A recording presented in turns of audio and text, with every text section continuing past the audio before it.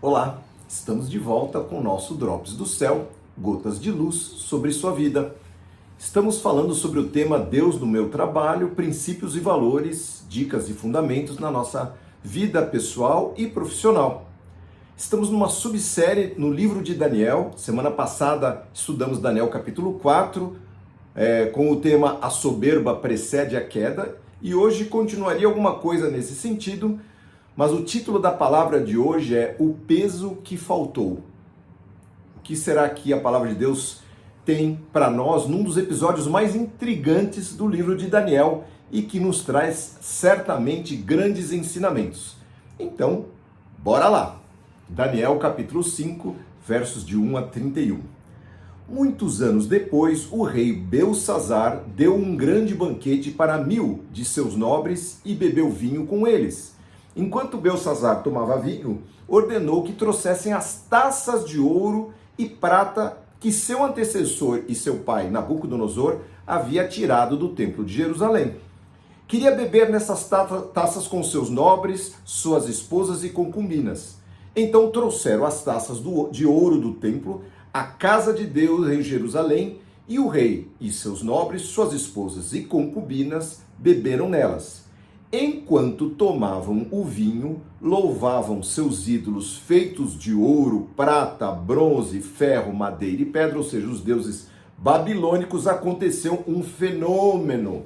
Eu só queria, antes de entrar no verso 5, falar de Belsazzar, filho de Nabucodonosor, que desceu alguns degraus na arrogância e na blasfêmia. Este é o ponto. Não bastasse para todos que lembramos, os estudos anteriores, seu pai ter sido advertido por sonhos, e foram 2, e ter vivido uma situação de loucura, que ele foi morar com os animais, ficou completamente fora de si. Seu filho, que sabia da história, foi lá mexer com os apetrechos do templo de Jerusalém para fazer onda com seus convidados e aí com a mulherada que ele tinha lá. Então, esse é o contexto. Vamos em frente, verso 5. De repente, vejam só, viram dedos de uma mão escreverem no reboco da parede do palácio real perto do candelabro. Uma mão escrevendo. O próprio rei viu a mão enquanto ela escrevia, e o seu rosto ficou pálido de medo. Seus joelhos batiam um contra o outro, e suas pernas vacilavam. Aos gritos, o rei mandou chamar os encantadores, os astrólogos e os adivinhos, aqueles mesmos. Disse aos sábios da Babilônia: quem conseguir ler a inscrição e me dizer o que ela significa, será vestido com um manto vermelho e em seu pescoço será colocada uma corrente de ouro, e ele se tornará o terceiro em importância no meu reino. Quando todos os sábios do rei chegaram, nenhum deles foi capaz de ler a inscrição, nem de dizer o que ela significava. O rei ficou muito assustado e seu rosto ainda mais pálido. Seus nobres também ficaram abalados. A rainha mãe soube o que estava acontecendo ao rei e seus nobres, foi depressa à sala de banquetes e disse a Belsazzar, seu filho: que o rei viva para sempre, não fique tão pálido e assustado. Há em seu reino um homem que tem nele o espírito dos santos deuses. Durante o reinado de Nabucodonosor, esse homem demonstrou percepção, entendimento e sabedoria como a dos deuses. Seu pai, o rei Nabucodonosor, o nomeou chefe de todos os magos, encantadores, astrólogos e adivinhos da Babilônia. Esse homem, Daniel, a quem o rei deu o nome de Belteshazzar, tem inteligência extraordinária e é cheio de conhecimento e entendimento. Ele é, sim, capaz de interpretar sonhos, explicar enigmas e resolver problemas difíceis. Mande chamar Daniel e ele lhe dirá o que significa a inscrição. Daniel então foi levado à presença do rei, que lhe perguntou: você é Daniel, um dos exilados trazidos de Judá por meu antecessor, o rei Nabucodonosor? Soube que o espírito dos deuses está em você e que é cheio de percepção, entendimento e sabedoria. Meus sábios encantadores tentaram ler as palavras escritas na parede e me dizer o que significam, mas não conseguiram. Soube que você é capaz de interpretar e resolver problemas difíceis. Se conseguir ler as palavras e disser o que significam, será vestido com um manto vermelho e em seu pescoço será colocada uma corrente de ouro, e você se tornará o terceiro em importância no meu reino. Bom, aí vem a resposta de Daniel, que nessa altura do campeonato ele já estava meio cheio de reis babilônicos, e respondeu o seguinte: guarde os seus presentes e entregue-os a outra pessoa, mas eu lhe direi o que significa a inscrição. Ó rei, disse Daniel, o Deus Altíssimo deu soberania, majestade, glória e honra a seu antecessor e pai Nabucodonosor. Ele o engrandeceu de tal modo que povos de todas as raças, nações e línguas estremeciam de medo diante dele. Veja que Daniel coloca bem claro, foi Deus que o colocou ali. Matava quem ele queria matar e poupava quem ele queria poupar. Honrava quem ele queria honrar e humilhava quem ele queria humilhar. Quando, porém, o seu coração e a sua mente se encheram de arrogância, ele foi tirado do seu trono e despojado da sua glória. Foi expulso do convívio humano, sua mente se tornou como a de um animal, e ele viveu entre os jumentos selvagens, passou a comer capim como os bois, e foi molhado pelo orvalho do céu até entender que o Deus Altíssimo domina e reina sobre todos os reinos desse mundo e nomeia quem ele quer para governar sobre eles. Belsassar, o Senhor é o sucessor de seu pai e sabia de tudo isso, mas mesmo assim não se humilhou, desafiou e provocou o Senhor dos céus e mandou trazer as taças do templo. O rei, seus nobres, suas esposas e concubinas beberam vinho nessas taças enquanto louvava a Deus de prata, de ouro, de bronze, de ferro, de madeira e pedra, deuses que não veem, não ouvem, nem sabem coisa alguma. Mas o rei não honrou ao Deus que lhe dá fôlego de vida e controla o seu destino. Por isso, Deus enviou a mão que escreveu a mensagem na parede. Vejam só que história tremenda, queridos. E Daniel, né? Vamos só fazer um parênteses aqui. A gente vai falar bem de Daniel na semana que vem. Mas veja que ele não era um profeta interessado em presentes de tiranos ou de soberanos ou de agradar quem estava no poder. Sua fé já tinha ficado notória pelos episódios anteriores. Ele extraiu da boca de reis perversos, né, do Nabucodonosor, por exemplo, a exaltação a Deus devido às vezes em que, após ter feito maravilhas performadas pelo próprio Deus, as pessoas se prostravam diante do Deus verdadeiro. Ou seja, ele vivia para louvor de Deus e não para o louvor próprio, embora Deus o tenha exaltado na corte de Nabucodonosor e no caso aqui de Belsassar. Ele cumpriu sim o propósito, venha a nós o teu reino.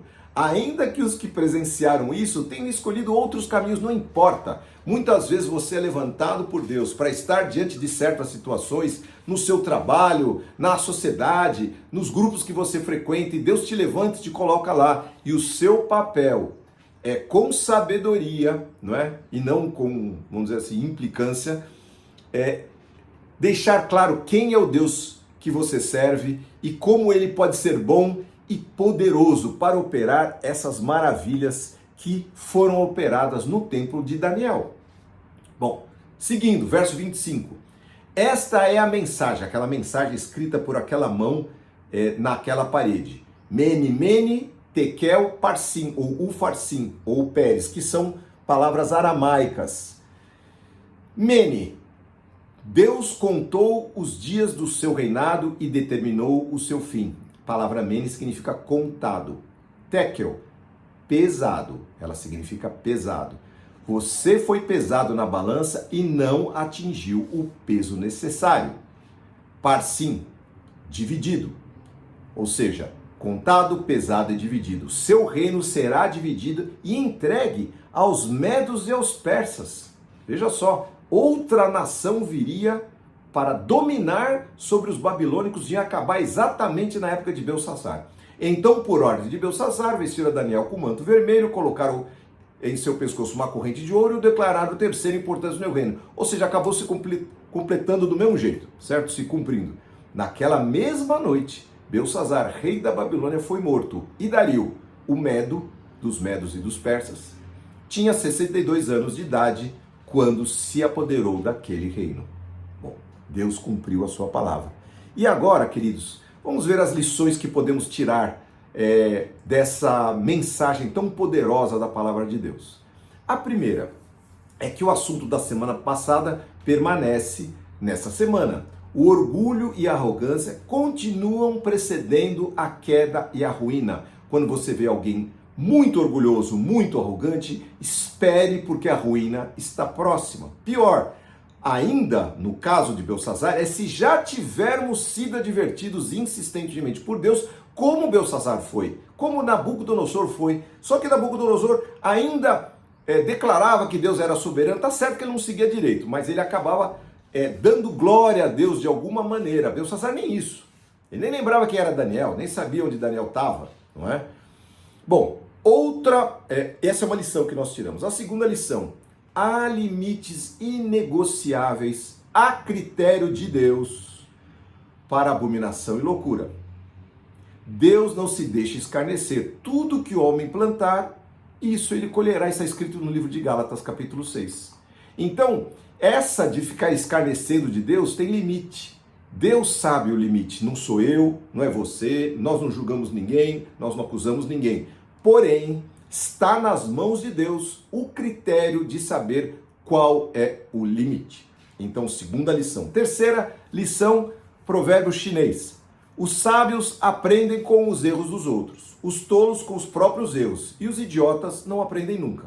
Provérbio chinês. Belo provérbio. Provérbios, aí da Bíblia, capítulo 9, versículo 8. Não se dê ao trabalho de repreender o zombador, pois ele o odiará. Repreenda, porém, o sábio, e ele o amará. Deus traz uma repreensão para cada um de nós, queridos. E a repreensão de Deus, ela é boa, não é? Diz lá o livro de Tiago que Deus ama aquele que ele repreende e repreende aquele que ele ama. Porque se a gente estiver sem correção, nós não somos filhos, não é? Então, muitas vezes, Deus nos traz uma repreensão, uma correção, uma exortação para nós melhorarmos. Então, se nós formos sábios, nós vamos fazer que nem o chinesinho falou aqui, aprender com os erros dos outros, né? Os tolos, né, pelo menos aprendem com os próprios, mas os idiotas não aprendem nunca. Então, que nós não sejamos como estes chineses idiotas, ou todos, né, que não aprendem nunca.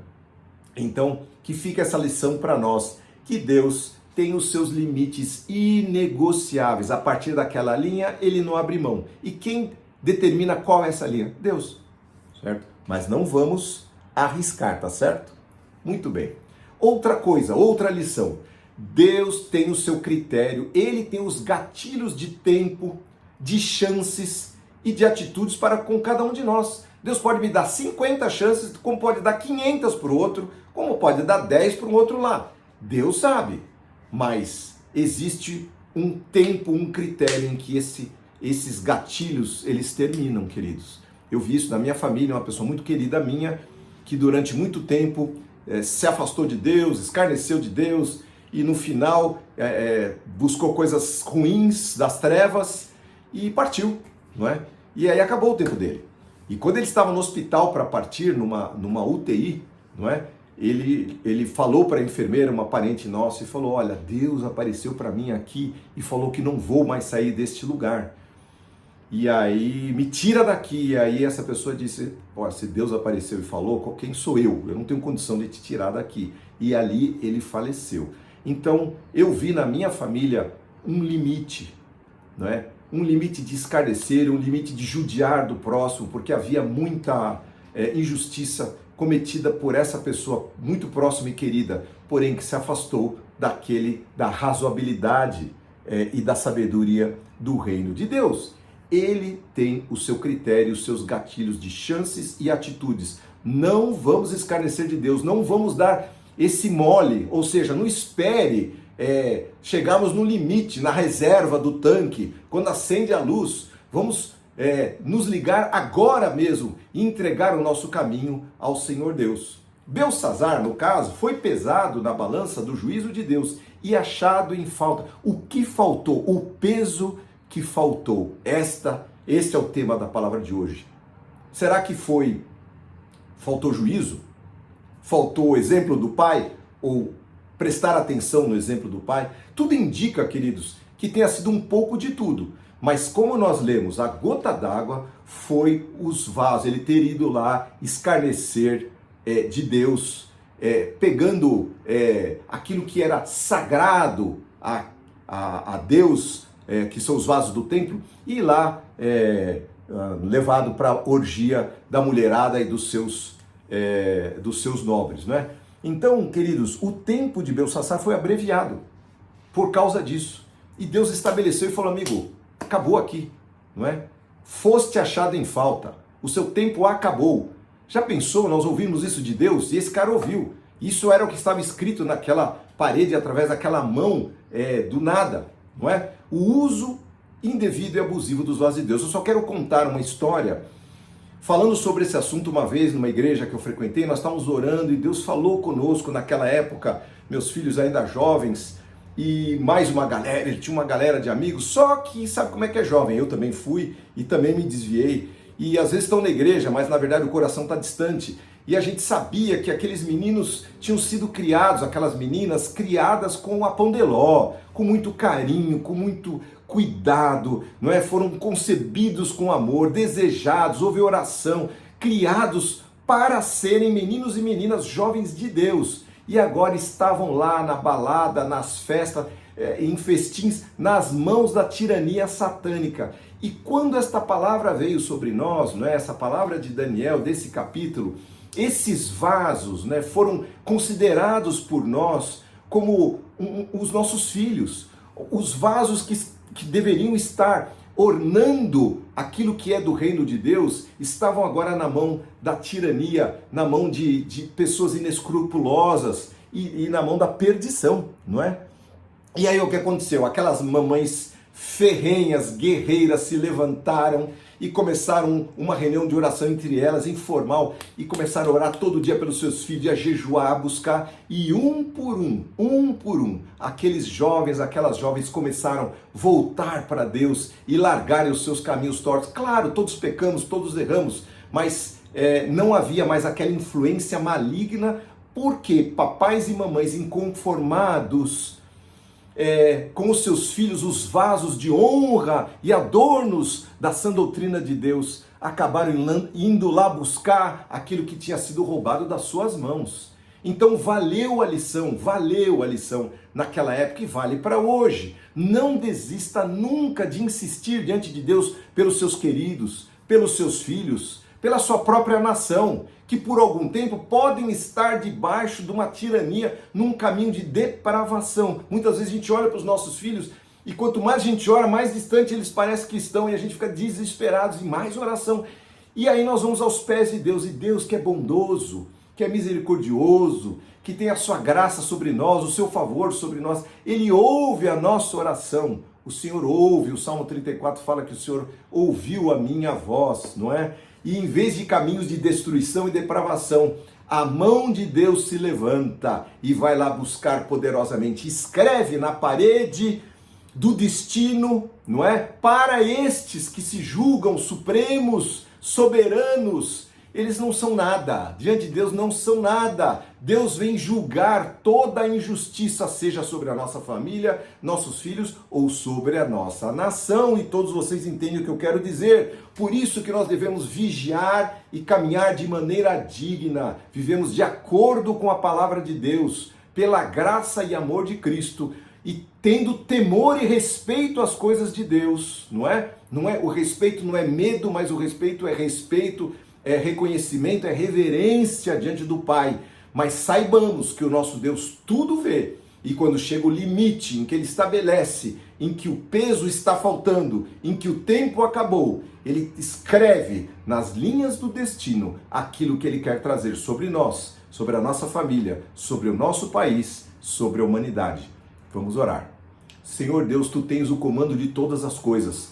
Tu és rei sobre todas as nações e Tu governas sobre, Senhor, nossa vida, e nós Te entregamos todo o nosso ser, nossos filhos, nossos queridos e a nossa nação, para que o Senhor venha, Senhor, estabeleça a Tua justiça. Confiamos no Teu critério de justiça e queremos permanecer no Teu amor, Senhor, até o último dia. Então ouve a nossa oração e venha em nosso socorro naquilo que nos é necessário, que o Senhor sabe bem. Insistiremos, Senhor, porque a Tua palavra diz isso, para nós insistirmos, batermos, e vai se abrir a porta, porque o Senhor é um Deus fiel, amigo e presente. Muito obrigado, que esta lição fique gravada no coração dos teus filhos, das tuas filhas, e que o Senhor abençoe a nossa semana de maneira tal que honremos ao teu nome em tudo que fizermos, em nome de Jesus. Amém. Meu querido e minha querida, se você gostou, curte aí, mande as suas observações, conte um caso em que isso aconteceu na sua vida, faça as suas perguntas, se inscreva no nosso canal para receber todas as semanas uma mensagem de poder sobre a sua vida e que Deus te abençoe e a todos os seus queridos nessa semana, em nome de Jesus. Amém.